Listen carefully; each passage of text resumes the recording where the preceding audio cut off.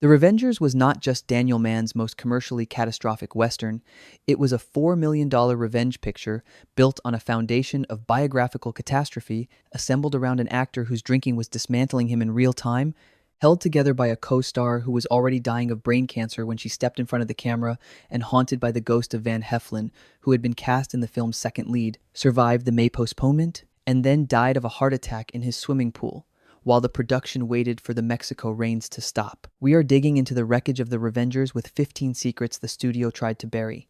Secrets locked inside trade filings, studio memos, biographical records, and the kind of out-of-print industry correspondence that only makes sense once you understand how many of the people who made this film were running out of time without knowing it. The title, The Revengers, does not use the singular form that Westerns of its era typically employed. The Revenger, the lone figure, the self-contained act of personal justice delivered by a man alone against the forces that wronged him. It uses the plural. What that grammatical choice announces, before the first frame, is that this film will not be about one man's clean moral reckoning. It will be about a group, and groups, in the Western tradition, complicate the purity of revenge in ways that individual action cannot. The moment John Benedict recruits 6 convicts to help him find the man who murdered his family, the revenge stops being his. It becomes a collective enterprise involving men whose relationship to justice is entirely criminal, whose motivations are entirely self-interested, and whose participation transforms the protagonist from a wronged man seeking justice into a warlord recruiting mercenaries. The title announces this transformation in advance, and the film's entire moral architecture, Benedict's slow discovery that he has become indistinguishable from the men he is pursuing, is embedded in those 2 words. The critics who dismissed The Revengers as a derivative misfit Western missed the argument the title had already made explicit. It was never about revenge. It was about what revenge makes you. Daniel Mann arrived at The Revengers carrying a filmography that made his presence on a Mexico-shot revenge Western seem, at first glance, like a career trajectory in collapse. He had guided Shirley Booth to the Academy Award for Best Actress in his directorial debut, Come Back Little Sheba, in 1952. He had directed Anna Magnani to her Oscar in The Rose Tattoo in 1955. He had directed Elizabeth Taylor in Butterfield 8 in 1960, which won Taylor her first Academy Award. 3 Best Actress Oscars in the first decade of his directing career, a record that no American director of the period could match. What happened next was the standard pattern of Hollywood ambition exhausted by its own early achievement. The genre films, the spy satires, the steady drift from prestige drama toward commercial product. Our Man Flint in 1966, Willard in 1971. And then The Revengers, a Western that required none of the psychological precision that the Booth, Magnani, and Taylor performances had demanded, and that offered instead the professional comfort of competent genre execution. But Mann brought to the film something that its producers had not bargained for: his specific expertise in directing women under extreme emotional and physical pressure. Susan Hayward, who had worked with Mann twice before and called him her favorite director, was the reason she said yes to the production at all. The man who had coaxed Oscar performances from 3 consecutive lead actresses was about to coax a performance from a woman who was already dying, and he knew it, and she knew it, and neither of them acknowledged it on set. Wendell Mays' credit on The Revengers represents one of the more striking tonal mismatches in 1970s Hollywood. The Oscar-nominated screenwriter of Anatomy of a Murder and Advise and Consent, the writer of In Harm's Way and Von Ryan's Express, bringing his specific gift for institutional moral complexity and carefully shaded human motivation to a script whose original story had been conceived by Stephen Karabatzos as a straightforward misfit posse genre exercise. Mays elevated it. The dialogue in The Revengers operates at a level of precision and emotional intelligence that the production's commercial positioning never advertised, and that critics trained to dismiss the film as derivative never examined. The scene in which Benedict tells the nurse Elizabeth Riley why he cannot give up his revenge, the argument, quietly devastating, that a man who has lost everything has nothing left except the purpose that grief has given him, is not genre writing. It is the work of a craftsman who understood moral complexity the way a surgeon understands anatomy, from the inside out precisely, without false comfort. Mays had written the screenplay for The Enemy Below 15 years earlier, and had spent a decade and a half developing the facility for morally uncomfortable endings that the production's commercial requirements would ultimately frustrate. But the scenes he wrote before the ending are, on their own terms, the work of the finest screenwriter employed by a Western that year. The casting of the Revengers is a documented sequence of postponement, death, and replacement, so structurally precise that it reads as a production designed to test the limits of Hollywood contingency planning. Van Heflin, the Oscar-winning character actor of Shane Airport and 30 years of morally complex supporting work, was cast as William Hoop, the chief convict whose relationship with Benedict would anchor the film's ensemble dynamics. The production was set to begin in May 1971. William Holden became ill, the nature of the illness documented in trade reports without specificity, the probability of alcohol involvement documented by biographical record, and the Mexican locations experienced excessive rainfall that made location shooting impossible. The production postponed to September 1971. On June 6, 1971, Van Heflin suffered a massive heart attack while swimming in his apartment pool in West Hollywood. He was hospitalized and died 11 days later. His last theatrical film was Airport. He never stepped onto a Mexican location for the film he had been contracted to make. Ernest Borgnine, Holden's Wild Bunch co-star, a man who understood the specific register that the film required because he had performed it 3 years earlier in a film that made this one look modest by ambition, stepped in as replacement.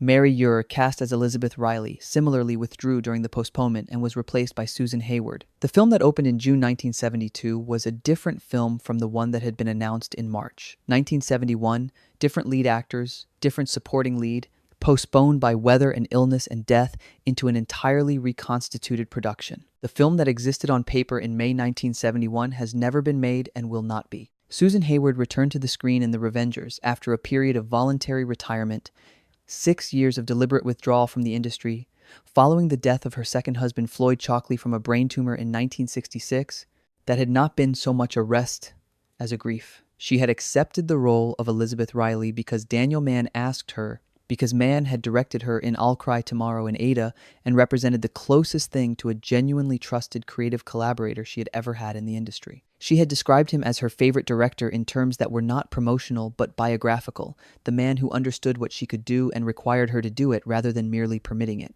What neither Hayward nor Mann appears to have known when she arrived on the Paris locations in September 1971 was that a tumor had already begun forming in her brain. A lung tumor was found by her doctors in March 1972, 2 months before the film's premiere, and after a seizure in April 1973, the brain cancer was formally diagnosed. She died in March 1975 at 57 years old. The performance she gave in The Revengers, warm, precise, emotionally available in the specific register that Mann had always been able to unlock in her, was delivered by a woman whose body was already engaged in a different and far less manageable production. She was performing convalescent tenderness for a fictional shot man on a Mexican set while the real damage was accumulating inside her skull. The performance is not diminished by this knowledge. It is altered by it in the way that all final performances are altered once you know they were final. Among the details preserved in the Turner Classic Movies production record and nowhere else in the film's critical literature is a casting decision of sufficient biographical precision that it deserves its own accounting. Scott Holden, William Holden's son, was cast as Lieutenant Mercer, a character whose function in the original cut was to confront Benedict over his assassination attempt against Tarp, and in doing so to remind the father of his own lost son. The scene thus required William Holden to be challenged by his own child playing a fictional child in a film about a father destroyed by the loss of his children on a set where the father's drinking had already made the production's completion uncertain. The scenes featuring Scott Holden were among the 6 minutes excised before the film's premiere, cut to reduce the running time from 112 to 106 minutes, removing, as the production notes specify, precisely the material in which Benedict's obsessive revenge is most directly challenged by paternal guilt. What the cut removed from the film was its most emotionally complex material. What it also removed, invisibly and without announcement, was the father and son performing together in what would remain their only shared film. Scott Holden made one more film, after The Revengers, Breezy, in 1973, and then left the industry entirely. Ernest Borgnine's presence in The Revengers is the production's most consequential casting alignment, and the one that the film's critics used most consistently and least fairly to dismiss it as derivative. Borgnine had appeared in The Wild Bunch in 1969 alongside Holden. The two men had established on that production a specific dynamic of rough, masculine authority and physical ease that Peckinpah had used to create the film's moral gravity. Casting them together again in a revenge western set in similar Mexican terrain was, from a certain critical angle, an obvious attempt to replicate the earlier film's commercial and critical success. From another angle, the one available to anyone who actually examines the performances rather than the casting rationale.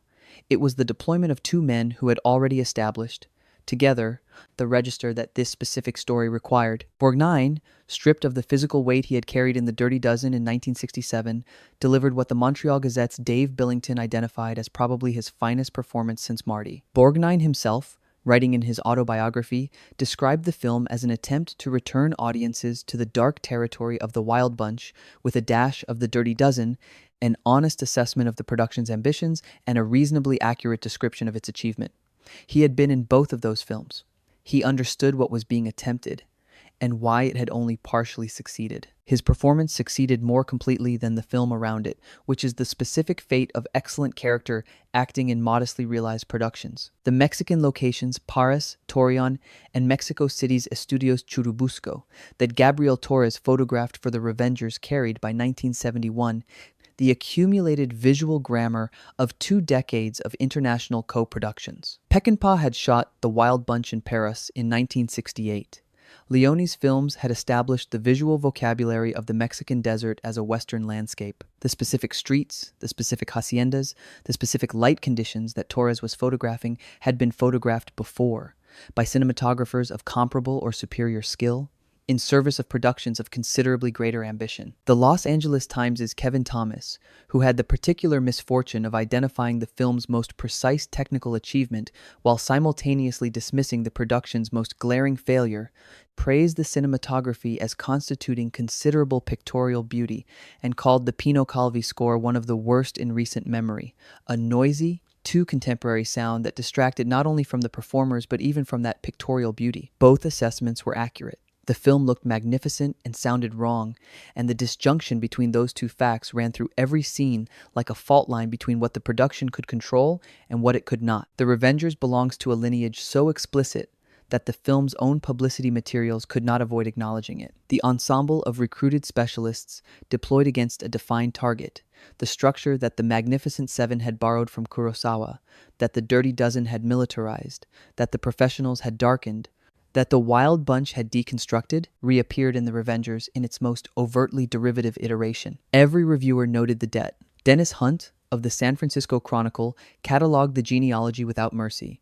The Professionals, The Dirty Dozen, and a dozen others in which a man recruits rugged specialists to accomplish some formidable deed. Kevin Thomas noted that the film took on strong shades of The Magnificent Seven. The Magnificent Seven Ride, the fourth and final entry in the Magnificent Seven franchise, premiered 2 months after The Revengers, completing a critical environment in which the misfit posse genre had so thoroughly saturated the market that any new entrant was received not as an individual work, but as yet another installment in an exhausted series. What the genealogy obscures is the specific moral argument that Mays's screenplay was making inside the borrowed structure, and Netter's end of borrowed structure, and an end of UO. The argument that any man who recruits criminals to serve his personal agenda has made himself a criminal by the act of recruitment, regardless of the righteousness of his cause. That argument was not a genre convention. It was the genre's convention turned inside out.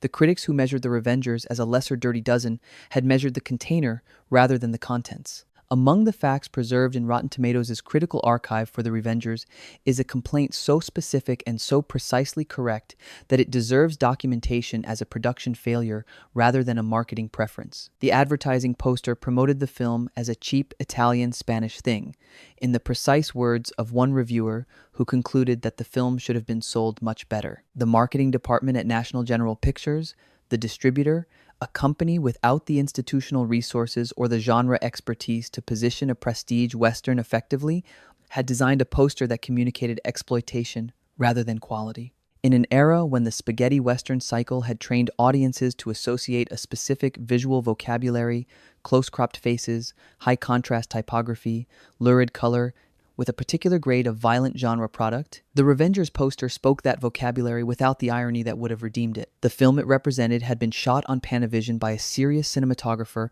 written by an Oscar-nominated screenwriter, directed by the man who had coaxed 4 Best Actress Oscars from his leading ladies, and performed by 2 of the most significant male stars of the era. The poster advertised something made by nobody for nobody.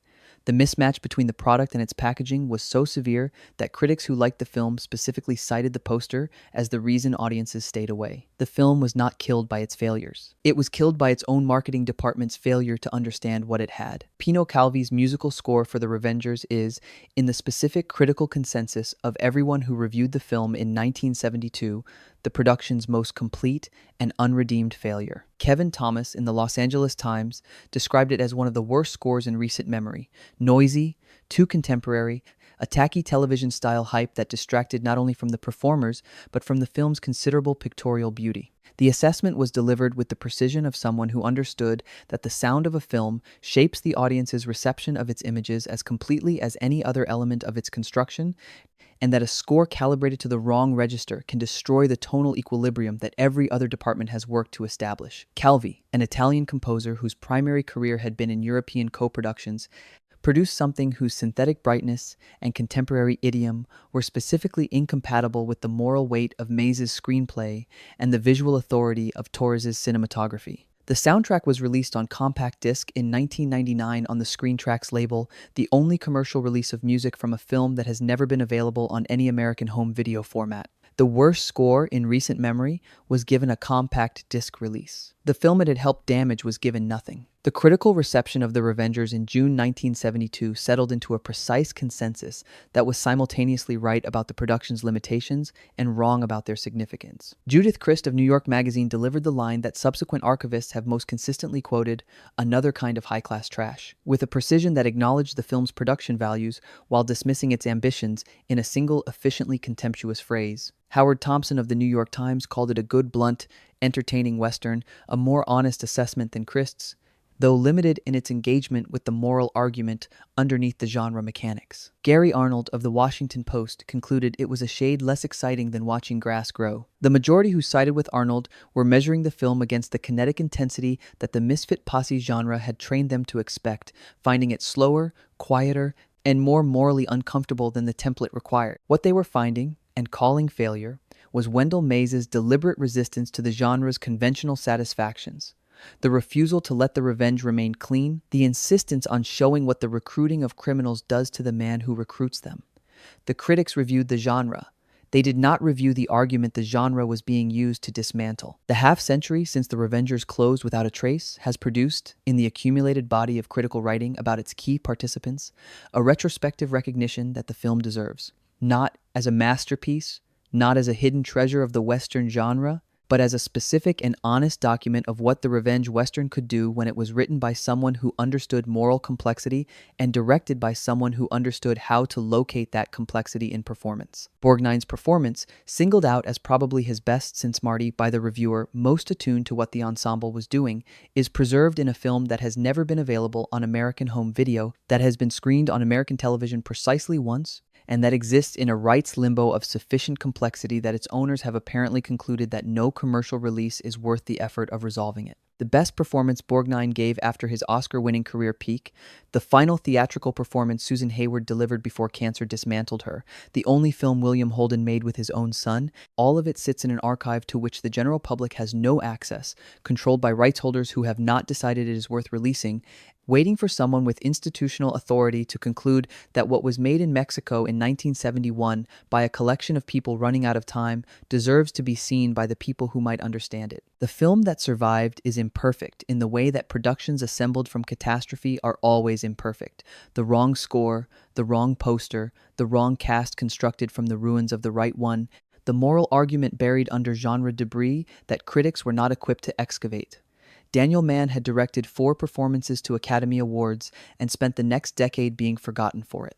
Wendell Mays had written some of the most morally serious American screenplays of the post-war era and was handed a genre exercise that his craft refined beyond its commercial purpose. Van Heflin had built his career on exactly the kind of morally complex character work that The Revengers required and died in a swimming pool, while the Mexican rains stopped the production from beginning. Susan Hayward stepped into the gap he left, filmed her last theatrical performance while a tumor grew in her brain, and died 3 years later having demonstrated, in a Mexican Western that nobody saw, that the talent that had won her an Oscar was not something that illness had diminished. And William Holden appeared on screen with his son in scenes that were cut before the premiere, in a film about a father whose children were taken from him, while his own drinking was doing a slower and less dramatic version of the same work. But here is the question that The Revengers leaves embedded in John Benedict's final act of non-revenge.